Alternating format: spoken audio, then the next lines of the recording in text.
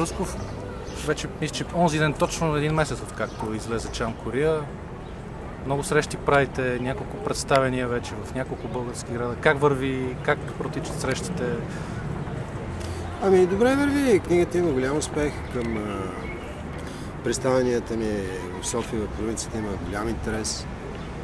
Много хора идват, задават въпроси, купуват си книгата, чакат за автографии. Хората са, бих казал, ентусиазирани, не просто любезни, а ентусиазирани.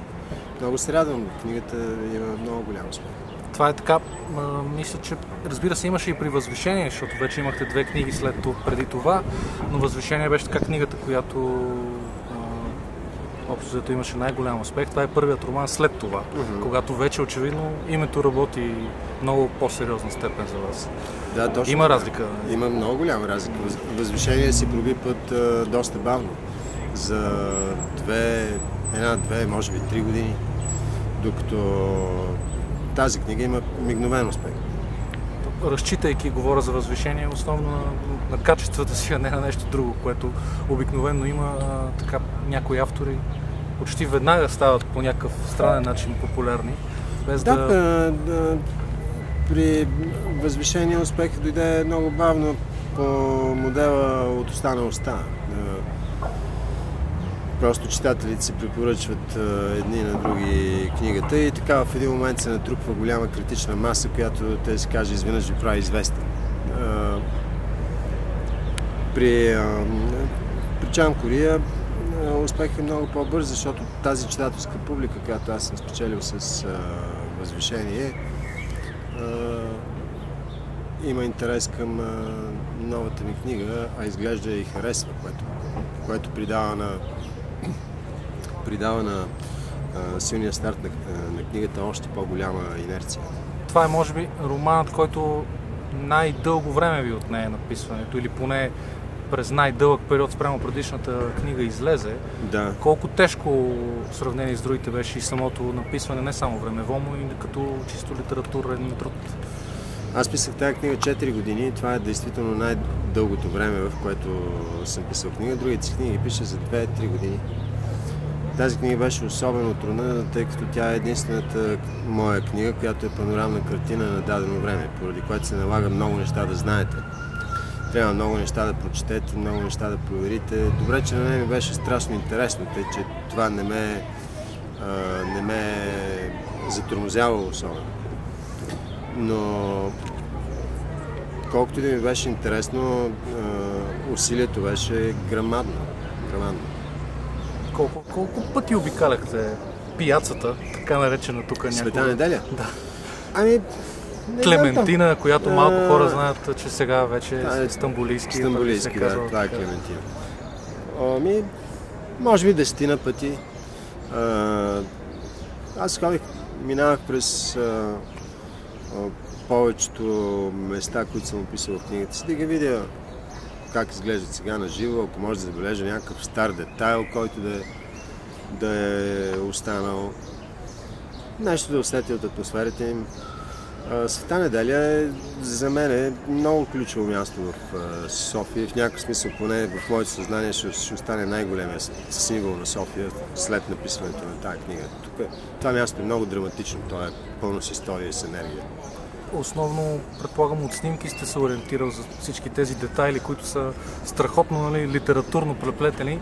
И това съм си мислил, че може би много хора, които не са от София или така не са минавали, няма да разберат всичко, но когато минаваш всеки ден от тук и го видиш това вплетено в книга, само че преди 100 години, усещането е просто съвсем... Надявам се да го усетят всички, нали? Но... Ами, много е хубаво. И аз много обичам тия неща. Аз много обичам нещата, детайли, подробности, такива едни малки визуални знаци, които предават атмосферата на времето. Аз смятам за огромно преимущество на една книга, тя да може да ви предаде атмосферата на времето, да ви потопи в това време. Затова използвам език от това време. Това е едно от средствата и то е много важно средство. Те се казват да слушате езика от това време, да виждате във въображението си сградите, улиците, хората от това време. И трябва да си имам предвид, че аз правя това без почти никакви описания. Аз никак не харесвам описанията. И всичко това го постигам в книгите си чрез натрупване на много дребни детайли, отхвърлени тук и там, без да се увличам в особени описания. През мисълта на Бая Славе. През мисълта на героя, да. Човек, който живее в това време, който се движи в тази среда. Той разказва и в някакъв смисъл по този начин ви дърпа и вас като читател в нея. Буквално някой каза при друго ваше гостуване, че усетил как миришат дрехите в магазините за дрехи. Ами, много се радвам. Което споделям и аз, да. Много се радвам. За щастие, част от читателите имат много добро въображение и те могат да ви допишат. Аз никъде не съм споменал нито как миришат магазините, нито някакви аромати. Мисля, че в книгата ми има много малко аромати, ако въобще има. Но аз съм описал това, което се вижда и това, което се чува. И някои хора имат, някои читатели имат много силно въображение и успяват това да го съживят във вътрешния си взор и остават много силно повлияни от него. Особено хора, които са израснали в София, за които тези улици и места от Стара София значат много неща, да ги връщат към детството им. И на тия хора знам, че подобни описания въздействат много силно. На тези хора и езика много така силно въздейства. Може би, за съжаление, на пък хората, които не им е толкова близък, те може би ще четат, нали, по съвсем друг начин. Ударението просто ще им идва отвътре на други думи да го слагат. Но вие сте казвал, че сте го писал в главата си обърнатото ударение. Да, с приметното ударение, така както се говори диалектно. Аз като представям книгата си на различни места, чета откъсите по различен начин. Да кажем, в София ги чета с приметното ударение, защото почти всеки тук знае този софийски жаргон. Докато в провинция чета с книжовното ударение, защото на тях това, на хората в Стара Загора или в Русе, да кажем, това им стои много странно. Те нямат навикнало ухо към него. Затова пред едната публика го чета по един начин, пред другата публика по друг. А не губи ли обаче в някакъв смисъл книгата от това? Губи, но губи малко, т.е. не е нещо фатално. Това са в крайна краща подробности, дребни неща. Може с тях, може и без тях. Някъде прочетох, че така някой се беше изказал, че Бая Славе в някакъв смисъл може би какъв би бил Гичо, ако беше оцелял, или пък бързо прероден, да кажем, в него. Как гледате на такова натълкование? Ако Гичо и Асенчо бяха малко революционери, малко разбойници, малко какъв е Бая Славе? Не би бил... Гичо не би бил герой от типа на Бая Славе. Те са доста различни хора. Героите, тези два героя са доста различни. Бая Славе е малко опортюнист, малко хитрец и малко или повече всъщност честен и почтен човек. Сложен характер е. Трудно е да се опише с няколко думи. Но струва ми се, в корена си, в основата си е добър, почтен и свестен човек. А обича ли жена си и децата си? Или... Най-вероятно. На места са така нареченото ни семейство, на места обаче са си семейство. Най-вероятно. Просто като всеки човек, който има голямо семейство, женено от дълги години и трябва сам да го издържа през всички тия години, е отекчен от всички тия усилия, които това изисква от него. Това въобще не значи, че не ги обича всъщност. Много важен, срещнах така коментари, че важен герой е Димо Казасов, неговия такъв морален наставник. Димо Казасов. Който обаче в някакъв смисъл, разбира се, не искам да разкриваме всичко, но може би бърка за него. В един от епизодите Пешо Комуната така му казва някои работи, но той, разбира се, не се съгласява. Ами Димо Казасов е много интересен и много двусмислен човек в исторически план. Като действителна историческа личност е много интересен и много двусмислен човек. Аз затова и го харесвам, защото той е литературно много благодарен, защото е много повратлив. Там никога не знаете кое, какво и колко време ще продължи. Но освен това, той е всъщност много талантлив журналист, Димо Казасов. Нещата, които той е написал за 20-те години, са сред най-добре написаните неща. Да кажем, неговата книга "В тъмнините на заговора", която излиза през 1925 година и в която той разказва за организацията на Деветоюнския преврат и своето участие в нея, е чудесна книга. Така ви предава настроението на заговорника, който не знае дали утре ще бъде на власт, ще бъде министър или може би главата му се търкаля по улицата. И двете са еднакво възможно. И Димо Казасов е бил точно в това положение вечерта на 8 срещу 9 юни. И той описва тая вечер на 8 срещу 9 юни по много силен, много въздействащ начин, който и предава точно усещанията, тези гранични усещания на човек, който си е сложил в главата в торбата и поема огромен риск. Тъй, че Димо Казасов е много интересен автор, той е много интересен човек, но като автор е просто забележителен. Ако искате да усетите в някаква документална книга духа на 20-те години, това са книгите на Димо Казасов. Колко още такива книги има? Колко успяхте да изчетете? Понеже смея да твърдя, че периода не е много добре познат. Това от някаква друга причина ли или от липса и на чак толкова? Има биография на професор Цанков, Александър Цанков, която се казва "Моите спомени". Една голяма книга от няколко стотин страници, доста голям формат и от нея човек може да научи много неща. Цола Драгойчева има спомени, "Повеля на дълга", които описва поне в един том 20-те години.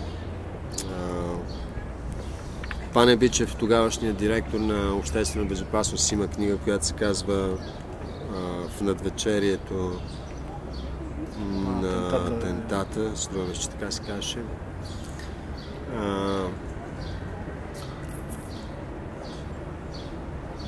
Със сигурност някой спускам. Димо Казасов има спомени. Химон Георгиев има в архива си някои неща. Башикаров пропуснах. Много важно е Башикаров. Защото Башикаров описва живота на четниците. Георги Башикаров има една малка книжка, излязла през 1964 година, в която описва живота на тези четниците по Балкана тогава. Това е, което за момента се сещам. Имаме, разбира се, и много публични на Гео Милев, Хербст и така нататък. Предполагам също. Има, разбира се, неща, които са излизали в тогавашната преса. Много вестници се цитират непрекъснато в книгата. Предполагам, че много сте чел. Аз съм чел много вестници и съм казвал, че това е най-добрият източник за научаване на не толкова на събитията от 20-те години, защото вестниците често грешат, но за усещането на атмосферата на 20-те години най-добрият източник са вестниците. Те ви предават атмосферата много живо, ден по ден. Виждате как се променят настроенията в обществото. Вестниците са в това отношение незаменим източник. Никоя книга със спомени не ви дава толкова живо усещане за онова време. Да не говорим за исторически книги. Историческите книги, там просто всякакво усещане за духа на времето е просто изцедено като изцеден чершаф. В някакъв смисъл това е нормално. Историята не се занимава с това да ви разказва подробности и детайли. Но ако пишете книга, художествена книга, за вас подробностите и детайлите са много важни. И в това отношение вестниците са абсолютно незаменими. пък и имаме, нали, хубавото е, че вестниците на тези, вестниците на тези, вестниците на онези, включително героите, всеки се чете, нали, неговия вестник. Точно така. Тоест, можете да видите картината на действителността, погледната от различни гледни точки.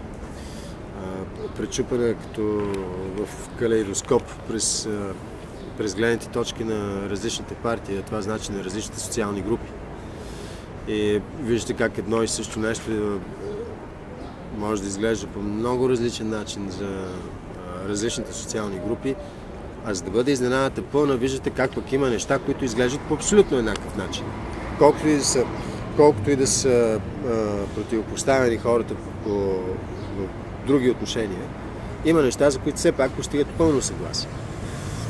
И по този начин може да видите действителността отвътре, през различни гледни точки, пречупена през призмата на различни идеологии, класи, съсловия, различни интереси. И това е много обогатяващо. Точно за различните гледни точки ми се иска да поговорим. Понеже следя доста често интервютата, най-често ви питат, може би, нали, какъв извод може да си направи човек или какво трябва да им каже книгата.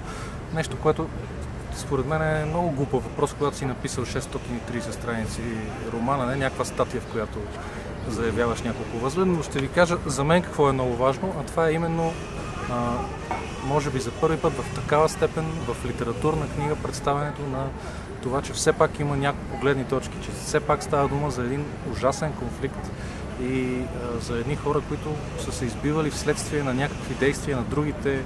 Нали, може много да говорим кой започва първи, това и в романа е така, Бая Слава разсъждава за това, но така иначе е показано, че действията имат последствия, а не се е събудил просто една сутрин един Коста Янков и е решил от нищото да прави безспорно варварски акт.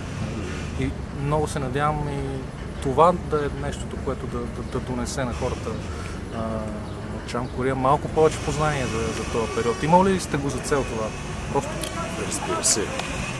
Разбира се. Аз искам да предам времето в цялата му сложност, защото то е изключително сложно време. Там е много завързан морален възел преди всичко.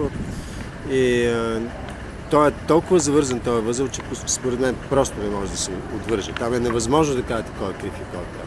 Може да, ако ми кажете за едните, че са прави, веднага ще ви извадят сумата аргументи в полза на другите. Ако ми кажете за другите, че са прави, ще ви извадят сумата аргументи в полза на едните. Тоест, нещата се завързват и действителността често е такава. Нещата се завързват, в един момент става вече невъзможно да се развържат, става историята много сложна и единственият начин, по който хората тогава са се справили с тази невероятна сложност на ситуацията, е като в някакъв смисъл умишлено са се затваряли в своята гледна точка. В някакъв смисъл това става естествено. Когато някаква ситуация стане много сложна, имам чувство, че много малко хора вече се опитват да я разберат. За да могат, те решават просто да могат по някакъв начин да функционират в тази много сложна ситуация, поради което съвсем умишлено отрязват съзнанието си от другите гледни точки и се затварят в своята една гледна точка. Когато разказвате книга, ако не сте политически или партийно обвързан за толкова сложен период, трябва да се опитате да навлезете в дълбочина, да покажете всички тези гледни точки, да покажете историята в цялата й сложност. Аз дори не съм я показал в цялата й сложност. Тя е по-сложна от това, което съм написал. Просто няма как да бъде показана тая невероятно сложна история в... Ще да е 1600. Точно така. И затова и не обичам да давам такива кратки поуки, защото такава сложна история много трудно търпи кратки поуки, кратки изводи. Бая Слава разсъждава за това. Казва на едно място, да, ама те първи направиха преврата. Бая Слава той каза на едни места едни неща, на други места други неща, между които много често има противоречие. То в някакъв смисъл, аз това съм го и целил, за да може да покажа различните гледни точки към събитията и да не вкарвам за всяка гледна точка отделен герой. Тоест да може да събера няколко гледни точки в един герой. В Бая Слави, който тук ще каже едно, там ще каже друго, там където е на място.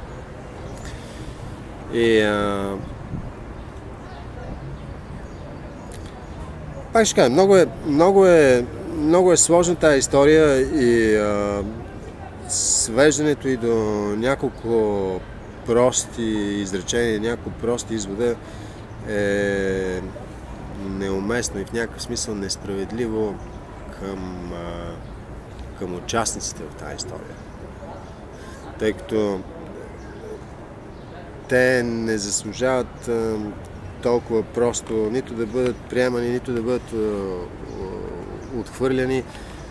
Тоест това са хора, които живеят в много сложно време, вземали са сложни решения, понякога са правили грамадни грешки, но за да бъдат правилно обяснени тия хора, трябва да предадете цялата сложност на ситуацията, цялата завързаност на обстоятелствата. Тогава хората, героите от това време могат да получат достойно за тях изображение. Те са общо сложни хора. Те са сложни хора в сложна ситуация. Притеснявате ли се, че ще има някакви опити да ви обвинят в такъв вид ревизионизъм, в това, че може би не критикувате достатъчно едната страна? Срещнах, че коментари от типа тук 5 страници, нали, Слави плюе по военните, пък за комунистите само 2 изречения. Коста Янков не е представен като някой с рога, който невменяем, стои някъде, ами напротив, като разумен, очевидно зъл и така, но опасявате ли се, че може ние си имаме така една клика на една морална полиция в България, пък и литературна полиция? Не се опасявам особено. Всяка книга в пътя си преминава през най-различни интерпретации. И книгата попада на различни хора, които имат различни интереси. И те интерпретират книгата в съзвучие със своя интерес или пък със своите разбирания. Това не бих казал, че ме притеснява особено. Ще дойде време и за награди, за оценяване. Мислите ли, че това може да изиграе някаква роля? Да не се хареса чисто политическото така послание, което дава, или което някой ще разбере, че дава книгата, така че това да повлияе това на пък още по-малко интересува. Значи, наградите са важни, докато ви помагат да станете популярен. Наградите имат тази функция. Те трябва да популяризират някакво име, някаква книга. Те задават тон, хората влизат и си казват, този е награден, аз ще го взема него, а не някой. Тоест, в край на краищата, наградите имат за цел да спечелят публика на определени книги и автори. И ако вие вече имате спечелена публика, наградите не бих казал, че особено ви интересуват, защото от гледна точка на като парични измерения, те с някои изключения въобще не са големи. Няма да забогатеят от награди. Те, че единственото им значение за един писател е, че те могат да насочат интереса на публиката към него. Ако вие вече сте постигнали това по друг път, не бих казал, че особено ви вълнува дали ще вземете награда или не. Наистина казахме вече времена на общо взето безпрецедентно, може би, разделение. Днес обаче според доста хора също сме много разделени. Вие вече сте казвали, че слава Богу, разликата е, че сме доста по-кротки, може би добри хора. Не се избиваме по улиците, но пък така най-много стигаме до разприятеляване във Фейсбук и в такива ни разделения, фили, фобии. Не бих казал толкова и леви и десни, но какви паралели и какви разлики все пак? Разликите са огромни. Буквално не могат да стават сравнение. Виж какво, ние хора просто са се застрелвали, разбираш. Те не са водили спорове. Те не водят спор. Те се застрелват. Те се застрелват. Остичи се застрелват. Взривяват се. Разбира се, са бутали в затворите, едните са били, другите са били, едните. Въобще това е време на страхотно такова насилие и казано на политкоректен език, посегателство върху живота и здравето на хората. Нищо подобно в момента няма, за щастие. Тъй, че разликата е огромна. Приликата е тази, че както и тогава, и сигурно винаги ще бъде така, хората обичат да се разделят на две групи. Двете групи могат да бъдат най-различни. Могат да бъдат леви и десни, могат да бъдат русофили и русофоби. Ако сме някъде далече от Русия, ще бъде, да кажем, нещо друго, някакви други фили и фоби.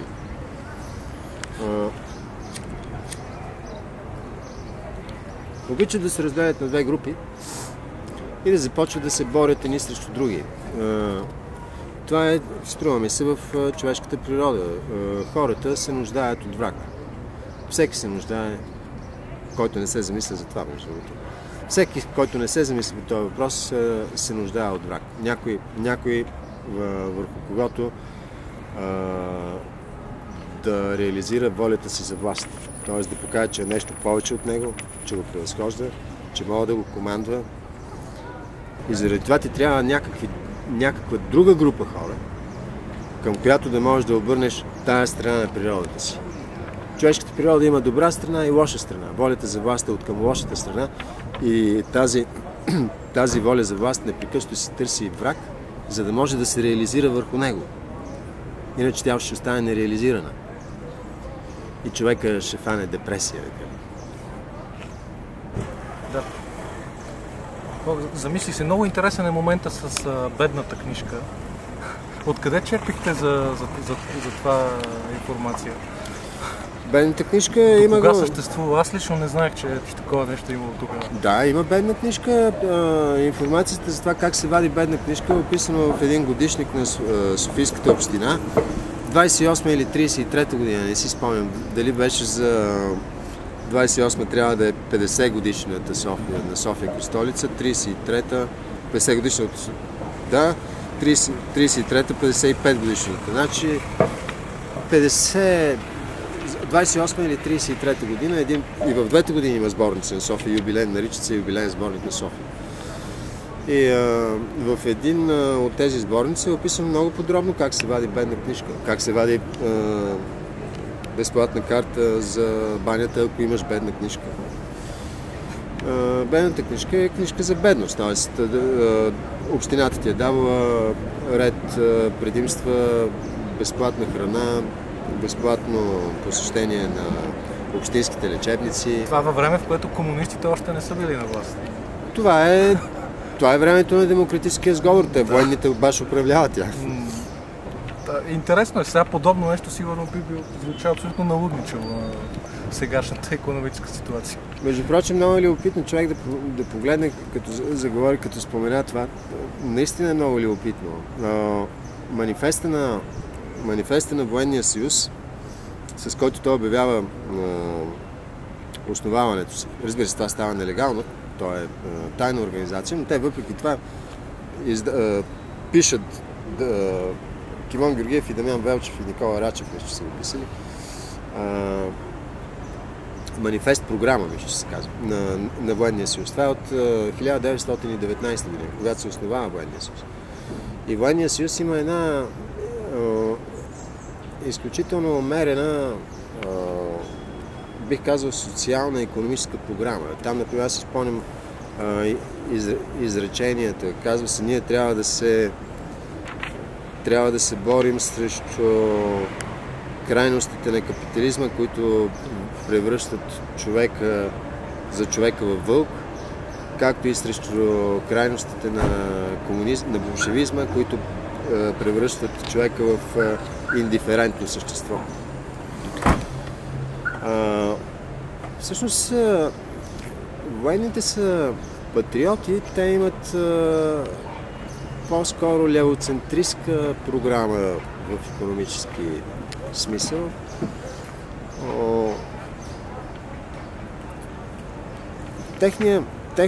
техните действия, когато са взели властта, въобще не могат да бъдат охарактеризирани като някакъв опит за война срещу бедните, слабите съсловия и така. Нищо подобно.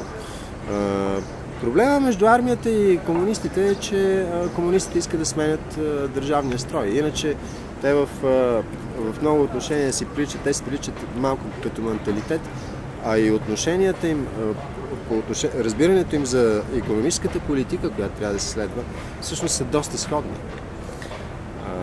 Там проблема е друг и в някакъв смисъл много по-съществен. Значи, едните са националисти и привърженици на монархията и буржуазната държава, другите са интернационалисти и привърженици на комунистическата държава, т.е. промяна на обществения строй. Оттам идва сблъсък между тях. Иначе, що се отнася до икономическата политика, военните са имали доста добра спрямо бедните икономическа политика, доколко се може да си я позволя, защото България е била много бедна страна. Трудно мисля, че обикновените хора, в случая Баесуаве, са имали по-силно класово съзнание. Много ми се, репликата, Буров, да се закопчай си Дюкяна, на няколко пъти се говори за класи. Даже мисля, че го има и Маркс, макар че кой го беше казал това, Той беше това казал на Тревски и Ботев. Това е единственото му така поява, но пък може би повече са осъзнавали, Разбира се, тогава хората са много по-идеологизирани и трябва да се има предвид, че никой не е знаел какво ще стане с комунизма. Това е началото на 20-те години. Целият този проект първо започва. Русия е станала комунистическа страна преди 4-5 години и никой не е знаел как ще се развият нещата, поради което комунистите са били много, много силни и много ентусиазирани, тъй като им е липсвал целият този опит, който вече ние сега знаем. Ние знаем как се развили нещата. Можем да погледнем назад и да кажем, този експеримент не успя. Те не са знаели. Те наистина са смятали, че ще свалят едва ли не небето на земята, че ще построят тук някакъв нов вид съвършено общество, земен рай, едва ли не и така нататък. Това ги е идеологизирало страшно тогава хората. И естествено, покрай комунизма са вървели много силно всички тези неща. Класово съзнание, съсловно съзнание, ако щеш, много силни форми на колективизъм. Казах вече, че така, може би много е ценно това, че има различна оценка, но днес е все по-актуален, така на няколко пъти, в няколко казуса въпроса имало ли е фашизъм в България. Вие на няколко пъти, т.е. Баесуаве казва фашагите това, фашагите онова. Ние едновременно се гордеем, че сме спасявали, и то не всички български евреи. Едновременно върви, според мен, в момента опит да се каже, че всъщност не е имало фашизъм в България. Що се отнася до военните през 20-те години, това, което Баесуаве казва за тях, че не са фашаги, а че инженер Цветков е истински фашага, ама не може да вземе властта, иначе наистина бива въвред, за разлика от тях. Военните не са фашисти. Военните са просто военни. Това са друг тип диктатури. Те нямат с фашистката диктатура толкова много общи неща. Има неща, по които си приличат, но не е същото нещо. Фашисти в България е имало, по-скоро струва ми се през 40-те години. Аз не мисля, че през 20-те години. Що се отнася до това дали в България някога е имало фашисти на власт, според мен никога не е имало фашисти на власт. Военните през 20-те години са просто военен режим, военни диктатори. Това е друго нещо. След това царя е последното нещо, което е фашист, когато царя управлява с суспендиране на Търновската конституция. Царя управлява автократично, но термина монархофашизъм е абсолютно скалъпен. Имало е фашисти в България. Част от тях са били на много водещи позиции. Има преди фашисти по убеждения, хора, които са споделяли расовата теория и така нататък. Такива хора има в България. Те никога не са управлявали България. Филов въобще не е фашист. Богдан Филов. Богдан Филов е германофил, което е нещо различно. Популярни са снимките му с изправената дясна ръка. Това е от германофилство. Това е от германофилство. Те са...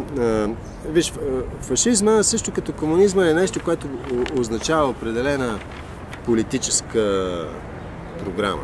Всичко друго са етикети. Лепваш се някого етикет фашист, етикет комунист, етикет каквото там ти трябва, преследвайки някакви политически цели. Както фашизма, така и комунизма са идеологии с много ясна политическа програма. Такава политическа програма в България, за фашизма говоря, никога не е имало. Тя има някакви неща, които се доближават до фашистката политическа програма.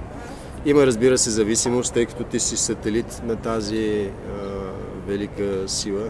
Има грамадно германофилство. Имаме ЗЗД. Има закон за защита на държавата. Така е, закон за защита на държавата... Добре. Не знам, също не бих казал, че е фашистски, защото те военните го приемат и нима има нещо нередно в това военните да са маняци на защита на държавата. Но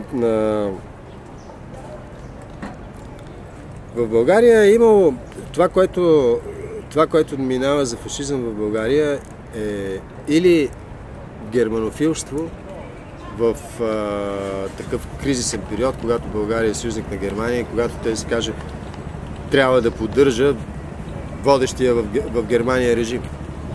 Поради което германофилите, още повече това е военновременно време, почват да дигат ръка, се поздравяват като нацисти и така нататък. Това, което говориш за Богдан Филов.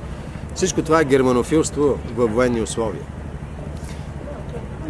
Те не са... Богдан Филов не е фашист по убеждение. Нито пък хората от военния съюз, които са държали властта през 20-те години, са фашисти по убеждение. По-усукана е тази работа и е с много повече нюанси, много по-тънко трябва да се гледа. Да не се въвеждат всички тия хора в една такава обща и крайна категория, защото не принадлежат към нея и защото тогава пропускаш разликата между тях и истинските фашисти, каквито в България е имало. Струва ми се, че човек с наистина такива убеждения е бил, да кажем, Кочо Стоянов, както може би тези хора, които са преследвали по време на Втората световна война партизанските движения в България. Те са, струва ми се, фашисти наистина. Те имат такива убеждения. Те и не случайно тях са ги назначавали на тия длъжности. Много е интересно, ако вземеш, аз понеже знам биографията на тия хора, които са действали през 20-те години в ВКР-то и в тези екзекуторските групи на Военния съюз. Те после преминават в немилост, тук като се сменя властта през 30-те години. И чак след началото на Втората световна война, тези хора започват да ги издърпват от забрава и да ги слагат на такива позиции. Шефове на полиция, шеф на коя си родопска дивизия, която се бори срещу партизаните. Разбираш ли? Те ги знаят, че тия са и такива особени главорези, вземат ги и ги слагат на тези места, защото са им нужни тогава, за да водят борба срещу въоръжената опозиция в страната, комунистическа. Но хората, които ги слагат на тия позиции, са същите, които преди това са ги държали на разстояние от себе си. Просто ги използват ги, когато дойде този момент. Хората, които ги издърпват, не са фашисти. Те си служат с тях в момента, в който уния хора са им изгодни. Най-типична фигура в това отношение е царя. Царя винаги се е служил с хората, в зависимост от това кой, къде, кога, за какво му трябва.